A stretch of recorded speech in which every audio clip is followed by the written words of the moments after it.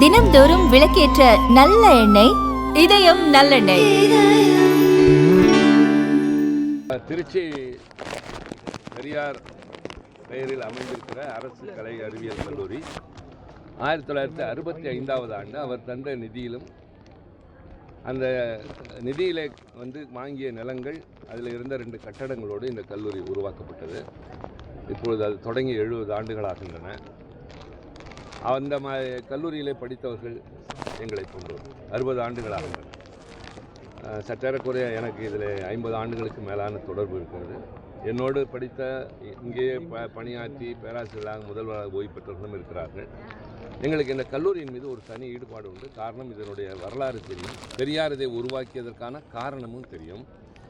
ஏழை எளிய பிற்படுத்தப்பட்ட கிராமப்புறத்தில் இருக்கிற தாழ்த்தப்பட்ட சாதாரண பிள்ளைகளுக்காக ஒரு கல்லூரி இந்த திருச்சியில் இல்லை என்ற எண்ணத்தோடு அவர் தொடங்கிய கல்லூரி இன்றைக்கு 5000 பேர் படிக்கிற அளவுக்கு விழுந்திருக்கிறது. நாங்கள் படித்த போதெல்லாம் கட்டடங்களே கிடையாது. இப்போது நிறைய கட்டடங்கள்.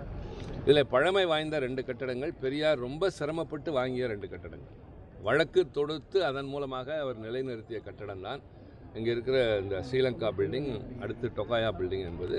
நான் BA MA படித்ததெல்லாம் இங்கு தான். நான் மிசாவில் இருந்தபோது தேர்வு எழுதியது இங்கு தான். மிசாவிலே கைதாகிற போது நான் படித்ததும் அந்த கட்டடங்களில் தான்.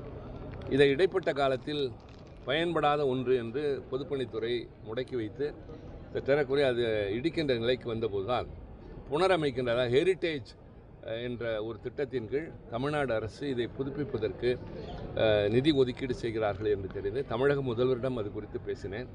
பின்னர் நிதியமைச்சரிடமும் சொன்னேன். காரணம், அவர்தான் அதை ஒதுக்கீடு செய்ய வேண்டும் என்று. பொதுப்பணித்துறை அமைச்சர் சொன்னபோது இதற்கு நிதி இலாக்கா தான் ஒதுக்க வேண்டும் என்றார். பின்னர் நிதியமைச்சரிடம் பேசி இன்றைக்கு 6.2 கோடி ரூபாய், சாதாரணமான பணம் அல்ல, பெரிய பணத்தை தமிழ்நாடு அரசு ஒதுக்கி இருக்கிறது. அதற்கு தமிழ்நாடு முதலமைச்சருக்கு, துணை முதலமைச்சருக்கு, நம்முடைய நிதியமைச்சருக்கு நான் என்னுடைய மனமார்ந்த நன்றியினை இந்த கல்லூரியின் முன்னாள் மாணவர் சங்க புரவலர் என்ற முறையில் தெரிவித்துக் கொள்கின்றேன்.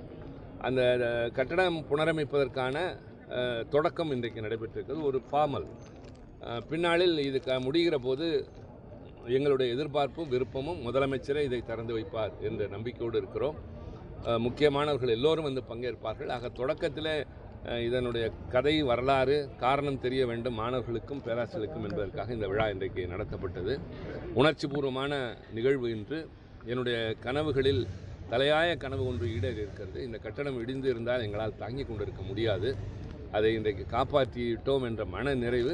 அதற்கு காரணமான தமிழ்நாடு முதலமைச்சருக்கு மீண்டும் எங்களுடைய நன்றி.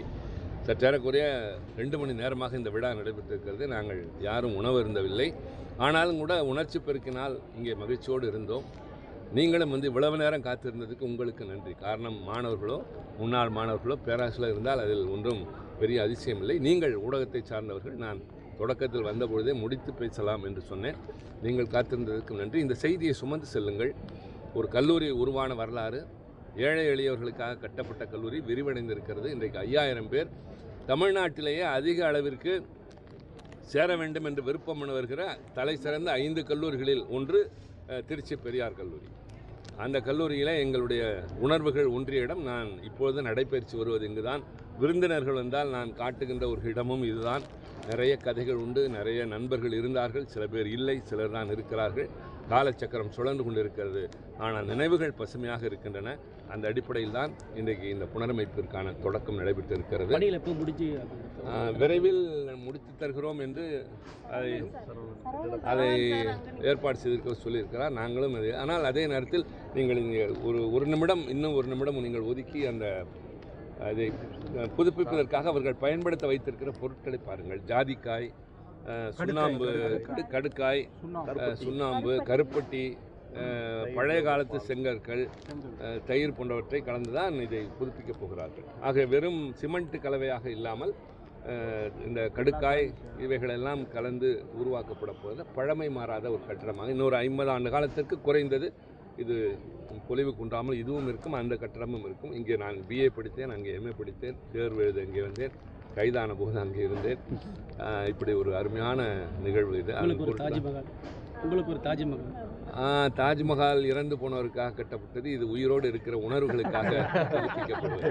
கல்லூரி மாணவர்கள் வந்து விழாக்களை முன்னெடுக்கணும், விழாக்கள் ஆர்வம் காட்டணும் அப்படின்னு பேசியிருந்தீங்க. ஆமாம், அது எந்த அளவுக்கு இப்போ அதற்கு காரணம் அவர்களுக்கு தான் சொன்னேன், சில நிகழ்வுகள் தான் கால ஓட்டத்தில் நினைவுகளாக மனதிலே பதியும்.